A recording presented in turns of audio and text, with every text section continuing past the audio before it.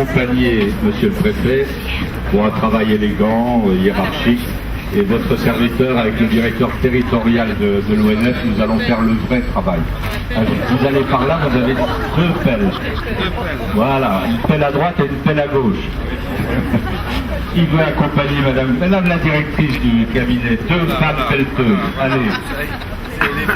Elle est bûcheronne pour cet après-midi sur la place Stanislas. Voilà. On y va. Vous avez de la chance, je suis gaucher. Allez, regardez un peu. Pas semblant de travailler.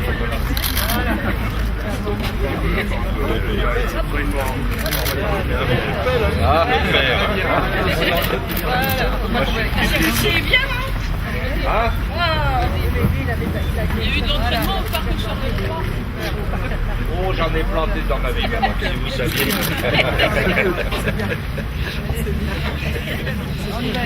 Et ça, ce sont les arbres de la Renaissance. Allez.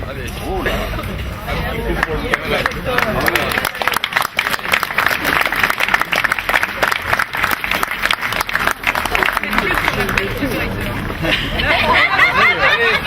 Si vous voulez maintenant, on va se rapprocher du vin chaud, de quelques paroles, parce que je vais vous parler de l'ONF.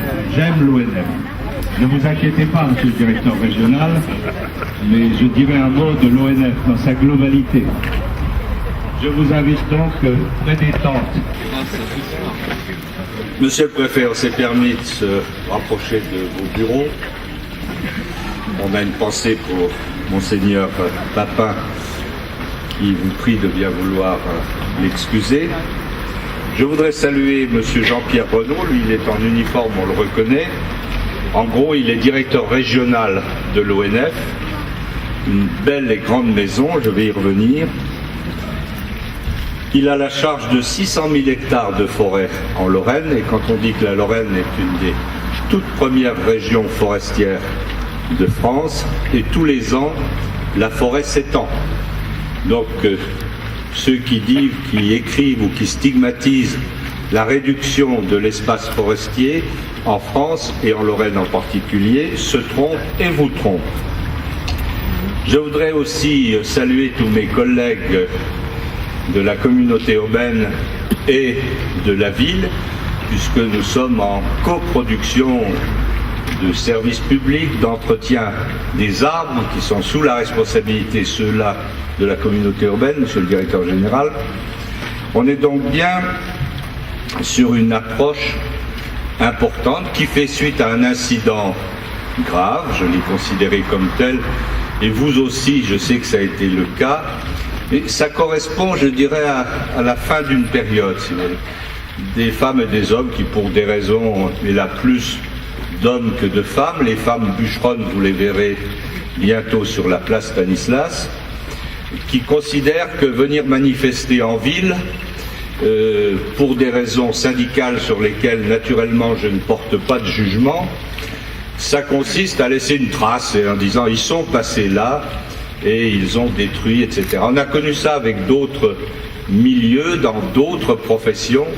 Je pense que ça n'est pas la bonne formule, car aujourd'hui, à travers tout ce qui se passe sur l'arbre en ville, mais aussi tout ce à quoi nous réfléchissons sur l'aménagement du grand territoire, s'estompent les difficultés et les incompréhensions entre le monde rural, le monde périurbain, monsieur le préfet, le monde de la ville. Nous sommes tous habitants d'un territoire auquel nous sommes attachés. Il n'y a pas le monde de la ville des gens qui vivent en ville et qui travaillent en ville. Il y a le monde des gens qui vivent, travaillent en ville, habitent la communauté urbaine, mais tous les soirs, il y a 60 000 personnes, vous imaginez ce que cela représente, qui ont travaillé dans l'agglomération de Nancy et qui rentrent chez eux à 10 km, 20, 50, quelquefois même un peu plus.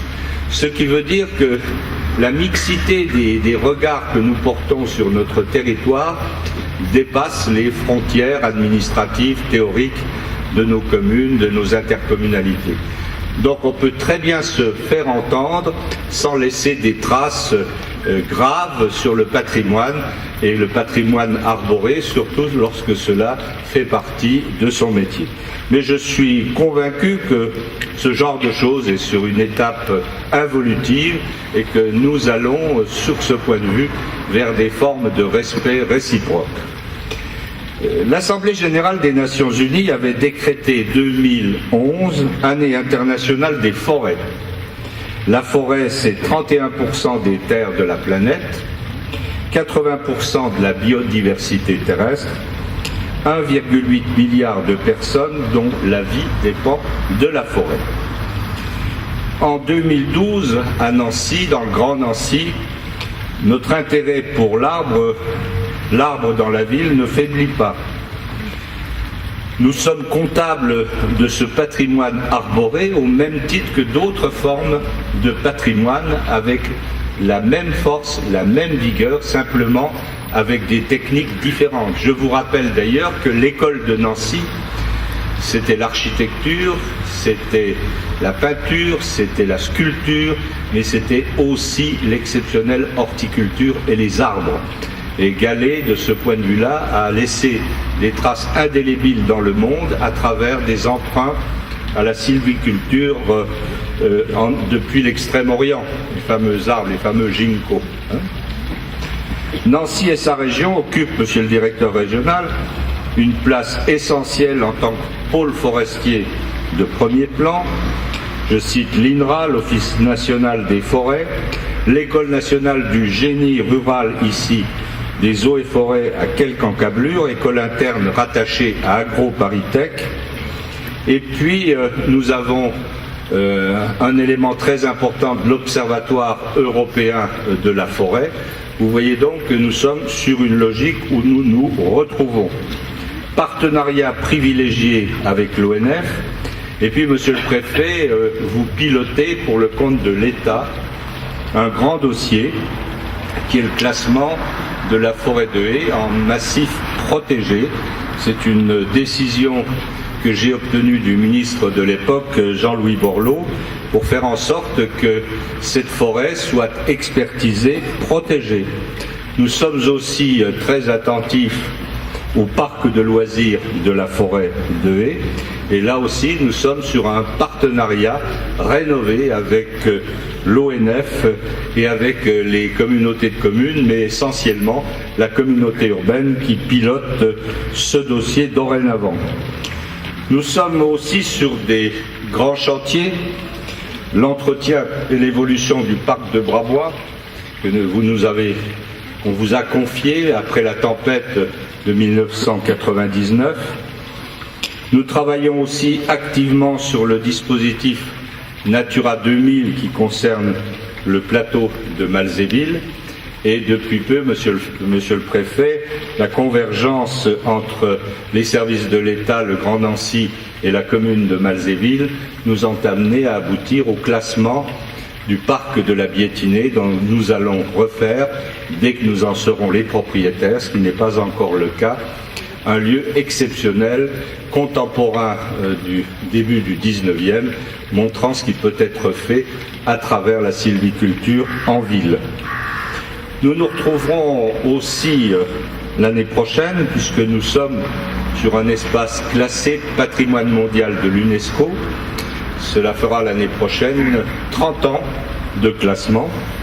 30 ans de classement, et par conséquent, sur ces travaux que nous faisons en 2013 sur Renaissance, sur les portes de la ville vieille, sur le 30e anniversaire de ce classement, je crois que nous sommes aujourd'hui parfaitement dans la logique de nos politiques durables, patrimoine et modernité. Patrimoine, c'est qu'il soit vert ou en pierre exceptionnelle, ou de nos musées, Laurent. Patrimoine, qu'est-ce qui parle avec toi là, hein? Bon. Et je voulais donc insister sur notre effort, tout près de la rue Sainte-Catherine, monsieur le docteur Blanchot, en charge de la verdure et de l'arbre, puisque, me dit-on, à la Sainte-Catherine, tout prend racine. On a fait ce qu'il fallait quand même pour que ça prenne racine au prix où ils sont, mais ça, je dirais pas le prix parce que c'est l'ONF qui a réglé.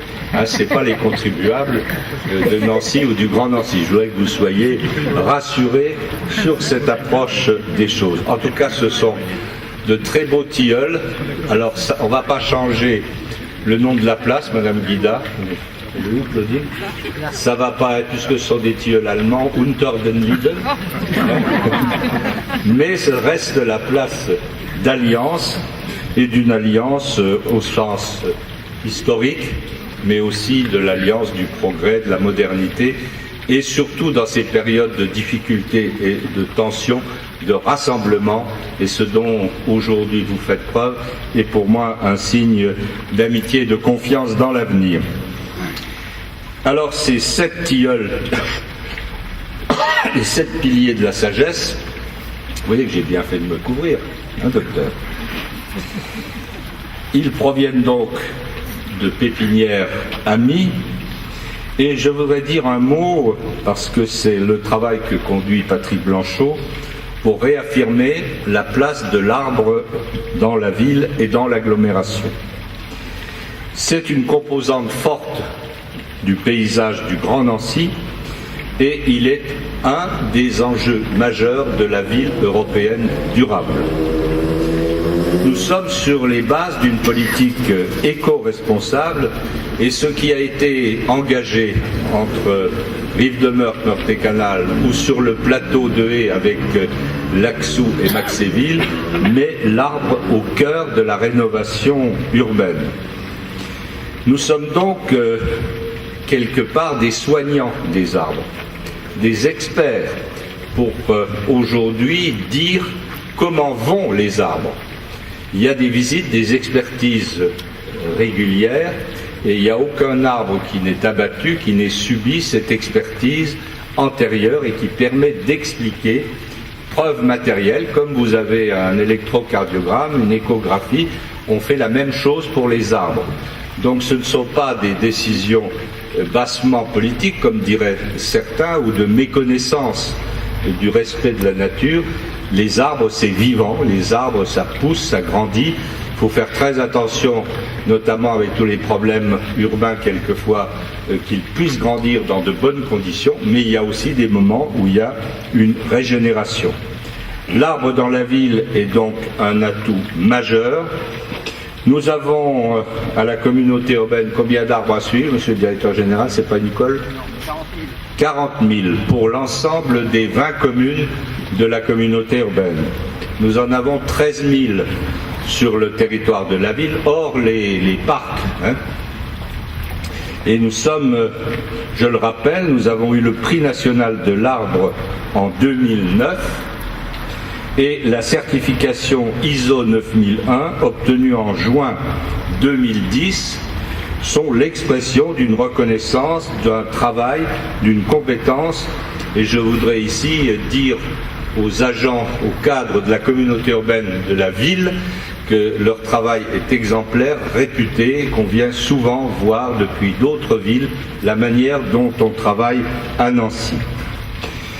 Nous organiserons l'année prochaine, du 20 au 23 juin 2013, autour d'une grande manifestation de l'arbre en ville qui va s'intituler « Embranchement ». 2 points, c'est pas des autoroutes, hein. Embranchement, Nancy, l'arbre sort du bois. Donc notez bien cela, nous sommes sur une logique. 1, on va écarter les branches, et 2, on n'a peur de rien puisqu'on sort du bois au grand jour pour l'arbre dans la ville. Il y aura 2 journées pour croiser les approches scientifiques et techniques sur le thème des agressions et des maladies de l'arbre, avec la présence d'experts internationaux et gestionnaires. Et je voudrais faire une petite aparté sur les experts internationaux. Là où j'ai pris le plus de plaisir dans les personnalités et congrès que l'on reçoit, c'est lorsqu'il y a 3 ou 4 ans, monsieur le directeur, nous avons reçu tous les représentants de la foresterie des Amériques du Nord, des États-Unis.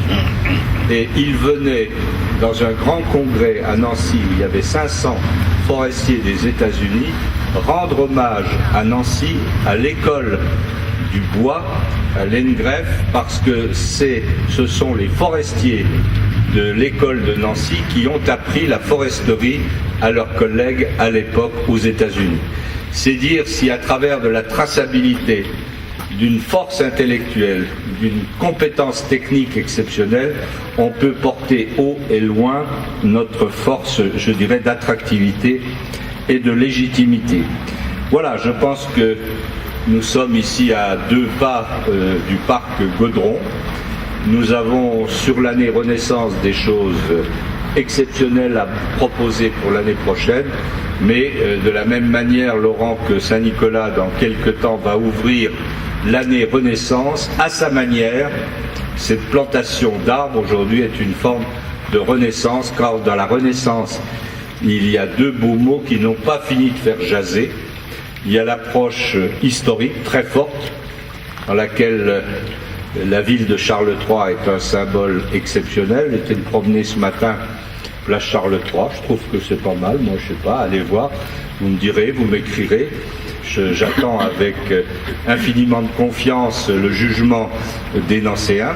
Et puis à la Renaissance, dans un monde de turpitude, de danger, où il faut à la fois inventer, survivre, trouver des formes et des forces nouvelles, à travers ces inventions sur l'avenir, le regard qu'avec les jeunes nous allons organiser et porter, je suis sûr que nous serons là aussi au rendez-vous de notre fierté de nos 3 villes historiques, mais aussi de notre avance internationale, là aussi 8 jours avant l'inauguration de la nouvelle école des mines et d'Artem sur la caserne Molitor. Vous voyez, un dossier en pousse un autre, dans le même sens, dans les mêmes valeurs qui sont faites d'humanisme, de technique, de respect et de valeur.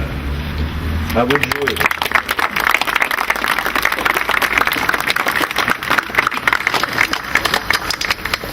Monsieur le ministre, monsieur le préfet, mesdames et messieurs les élus. C'est un accident. Vous souhaitez au plus vite reprendre et restaurer. Et d'ailleurs, le directeur général qui s'excuse de ne pas être là aujourd'hui, Pascal Vinet, qui est d'ailleurs originaire de Nancy, avait souhaité, dès le lendemain, venir témoigner de son émotion, mais aussi s'engager au nom de l'ONF à contribuer à restaurer